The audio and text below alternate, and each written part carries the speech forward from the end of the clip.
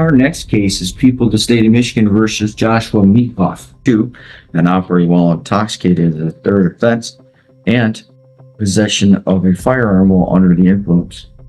And then attached to that were several letters. We have one from Dr. Deere talking about its progress there. And there were some other statements or letters here that I received. All right, allocution. I'll start with Mr. Denham. Sure. Thank you. First, the people, I guess I'll start out positive. I'm not aware of bond violations, any bond violations. So give credit to the defendant for that. I think that he's been performing well on bond. However, the defendant did receive a significant benefit of the plea agreement. We did dismiss the felony firearm count. I support the recommendation. The incident itself involved allegations, being on the lookout call. Allegedly, the defendant was all over the roadway. Ultimately, he was found at the local Wesco. He was somewhat non-compliant. When the blood draw was done, which was approximately 2 hours after the incident, so a significant period of time had elapsed, he still had a blood alcohol content of 0.239, which is, as the court is aware, about 3 times over the legal limit. So significant. Steve, I think we need to let him finish out. Hold on just a minute. Go ahead, Mr. Denham. Okay, so significantly over the legal limit. There was a loaded gun in the vehicle. There were vodka bottles, at least 2. The PSI report notes that there's been a series of drinking and driving convictions in a relatively short span in the last few years. The defendant, I guess, breached my radar and of some concern on the 2024 incident, the failure to report an accident. That involved the defendant running into the backside of a manure spreader that was going 33 miles per hour at the time. He went into the ditch, went through the windshield. Witnesses indicated that blood was coming from his nose. So that raised some concerns for the people, given that scenario. He was not at the scene, so he was not charged. I'll leave it at leaving the scene of an accident. But certainly that raised some additional concerns separate and apart from the OWI convictions. I do support the recommendation, Your Honor. Buckle up, guys. Today we're diving into a courtroom case that immediately raises the stakes. Before anyone even tries to explain what happened, the prosecutor lays out a disturbing picture of the defendant's actions. From an extremely high blood alcohol level to a loaded firearm inside the vehicle and a troubling history of repeat drunk driving offenses, the court is reminded this isn't an isolated mistake. As more details emerge about previous dangerous incidents, it's clear the judge is hearing far more than just another DUI case, setting the stage for a tense hearing. I would respectfully request the court follow the recommendation of the probation department. We also recognize that my client received a significant benefit from this plea. We realized there was an absolute minimum sentence as it was charged that would have sent him to prison. We're very glad that's not happening. He's cognizant of that fact here today. He is employed, as the court did note, at Sara Lee Factory. He reminded me earlier this morning his shift is from 2 a.m. to 2 p.m. Quite the fun shift. I've done a few of those myself at different locations, or things close to them, maybe graveyard shift is my point. We would ask the court to fashion a sentence where he could maintain that employment and do the jail sentence on the weekends. We realize there's a minimum 30 days here, and the court can go about that. But I know sometimes the court does allow, with its grace, to allow my clients to do 48-hour chunks on the weekends. And even though I've informed him you most likely would want a GPS tether on him as you've done in the past, he would be willing to comply with that. He very much so wants to keep this job. He's informed me he has the support of his coworkers. He wants to continue to show them that he can be a good colleague, have his job so that he has good support structure when he gets done with the term of probation that we don't doubt Your Honor will give him probation as well. He also continues to have the support of his family. I know some friends and family wrote letters. Others, I'm informed, still support him, but just didn't quite get the pen to the paper, but are definitely still there. They may or may not be watching right now, in fact. I would also ask the court to consider allowing him a week before starting any jail sentence so that he could tell his employer exactly what's going on. He was honest with them, he tells me, but because he didn't know exactly what the sentence would be, he obviously wasn't able to communicate that. So if the court give him a little bit of grace before the first day in jail, we'd appreciate that as well. As was noted a moment ago, he may or may not wish to make a statement. That's at his discretion. I've given him my advice on which things may or may not be the best to say. I realize this was a no contest, so I won't overly allocute. I know the court has to take everything in the report as accurate, but because it was more for lack of recollection than civil liability, if he suddenly had better recollection, I just asked the court to factor that in. Thank you. All right. Mr. Minkoff, you have the right to make a statement if you so choose. I guess all I've got to say is that night was 35-mile-an-hour winds. It was windy. I hadn't drank until I was at the parking lot waiting for my ride to pick me up. Vehicle was off, and the person picking me up did speak to the cop on the phone when he approached me. I was on the phone with them.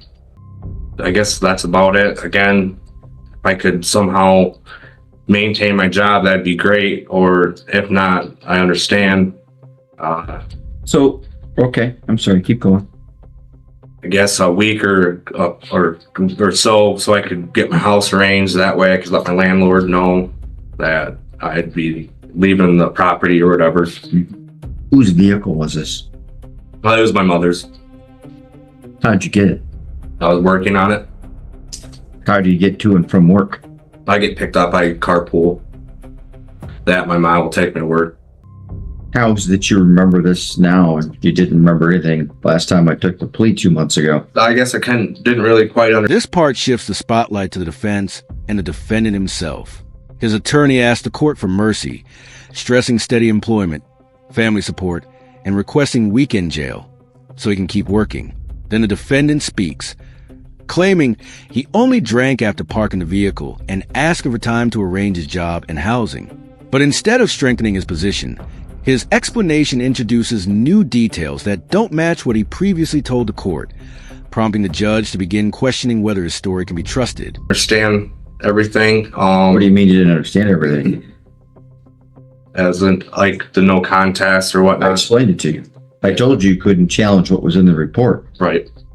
How was that not clear? I guess I just wasn't. I mean, You weren't being honest with yourself or with the court, because I'm pretty clear when I do a no contest plea. Right. And you told me you couldn't remember. Which means if you try to tell me you remember stuff, I think you're lying. So, I don't know, there is no better way to explain it than I do. I'm pretty sure I'm not patting myself on the back, but I say, you cannot challenge what is said in here. And so I don't care if it was windy. You were obliteratedly drunk, swerving, putting people in danger. Whatever you've been telling yourself prior to sitting there in that chair today is wrong. Your hopes are not going to be met. You will be leaving through that door in about 4 minutes. You are not going to go to work and give you another week. I don't know what the heck you've been doing in the last 2 months if you didn't tell them that was a possibility. That does not matter. You are 31 and you have 3 drinking and drivings within 6 years. And in this instance, you were all over the road enough that people called police. You were driving when you could not drive a car. You were unlawful for you to drive a car. And it was unlawful for you to possess a firearm. Am I right? Loaded firearm, yeah. Yeah. No. Yeah, I'm not gonna let you go hunting. You can't possess a firearm. You can't possess a loaded firearm. And you were drunk with the blood alcohol level that would put most people in bed for a couple days, passed out. Oh no. I really hope what you told me was the truth. And if your mom's out there watching and she thinks to herself and she goes, well, I kind of let him have it, borrow it. It's her fault then that you got it. If she didn't, then that's not her fault. It's only your fault. So I don't want to be insulting to your mother, but I'll tell you, if somebody else is letting you drive their car, they were wrong. Had you killed somebody, it would have been on. Everything changes here as the judge completely rejects the defendant's explanation. The court makes it clear that a no-contest plea doesn't allow someone to suddenly rewrite the facts months later. The judge dismisses the excuse about the weather, focuses on the danger created by driving while heavily intoxicated, and reminds everyone that the public, not just the defendant, is at risk. Any hope of receiving extra time before serving the sentence disappears, as the judge announces that custody will begin immediately. Them too. Yeah. No. I appreciate you've been going to AA. That's great. Because you need it. Now I'm also looking here, there's some issues here about, depression and anxiety. I don't see any medications or treatment because apparently you are treating everything with alcoholism. And you began using at a young age. Age 17, 3 to 4 times a week in the last 13, 14 years. Wow. You set yourself up for failure. Yes, Your Honor. So, and I'll tell you why I talked about credibility, and that's what I jumped on right away when you started telling me about what you remember and then telling me I didn't do a good enough job explaining it to you. Well, you had a three-quarter empty bottle of Smirnoff in the car. Well, actually, there were 2 bottles. You lied to the cops about what you had been drinking. So again, 31 years of age, and your criminal history began about 15 years ago. Unlawful driving away of a motor vehicle and malicious damage of property. You were given a chance. Then you have this fail to stop at an auto accident. Then you have in 2019 an open intox in a vehicle and violence charge, although there's only an open intox. Then in 2020, sure enough, open intox and drinking and driving. 2022, open intox and drinking and driving. And then 2023, driving a vehicle while your license was suspended, denied, or revoked. I'm not going to ask, and I don't want you to answer because it ain't going to go well. Boy, I would like to know whose car that was. And then in 2023, which was while you were on probation for the last one, you picked up another driving license suspended, which means deception. You're going to do whatever you want when you think no one is looking. And then 2024, oh my gosh. Failed to report an accident and driving license is suspended, denied, or revoked. Now that charge was dismissed, but if you fail to report an accident, it doesn't take much. It's a logical conclusion that you were driving while your license was suspended. And I would love to know whose vehicle you were driving those times. Who's ever allowing you to drive their vehicles? It's too bad on them. And now here you are in about a year and you've got felony firearm, R&O, which I know those were dismissed, the possession while drunk, operating while your license is suspended and not revoked, which I know that was dismissed, but I can tell if you were drinking and driving, you were driving while your license was suspended. So I've got... The hearing becomes even more serious as the judge reviews the defendant's lengthy criminal record. Rather than seeing one bad decision, the court sees years of repeated alcohol-related offenses, driving on suspended licenses, dishonesty with police, and missed opportunities to change. The judge points out that every prior warning failed to stop the same reckless behavior. By connecting each conviction to the present case, the court explains why trust has completely broken down and why accountability has become unavoidable. Deception, alcohol, and violence wrapped all under one here.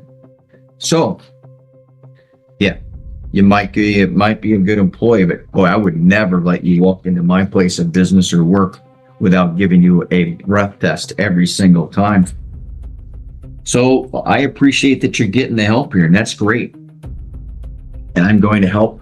So at the age of 31, you realize your days of consuming alcohol are without a doubt done. Because if you do it again and you get caught, your only next place to go is prison. And I would have no problem sending a fourth drinking and driver to prison. Yes, Your Honor.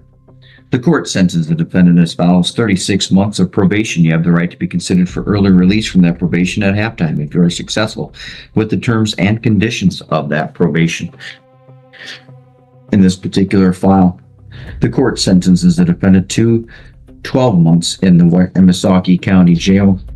The number one thing you did wrong, the number one thing you tried to do today was try to tell me, oh yeah, now I remember, and I wasn't told well enough what was going on. I didn't understand. I don't believe you. Don't talk. You're going to make it worse. Just put your initial on that one page. The sentence is well within the guidelines. This is a straddle cell. The court could easily send the defendant to prison. And you're going to note one thing. Had I sent you to prison, you could have gotten boot camp. You probably could be out a lot faster than you will be when you're going that way. Thank you, Mr. Hartel. You can blame it on the wind. My client has asked me to ask the court. I know the court. No. Going to jail. It's not on weekends. You're going to jail. Blaming it on the wind? That was a bad choice. Thank you. The case reaches its conclusion with sentencing, but the judge delivers one final lesson before announcing the punishment, while acknowledging the defendant has started seeking help. The court warns that another drunk driving conviction will almost certainly lead to prison. After imposing probation and a lengthy jail sentence, the judge once again rejects the defendant's attempt to shift blame, making it clear that personal responsibility is the only path forward. If you enjoyed this courtroom breakdown, make sure to like the video, subscribe to the channel, and turn on notifications so you never miss our next case.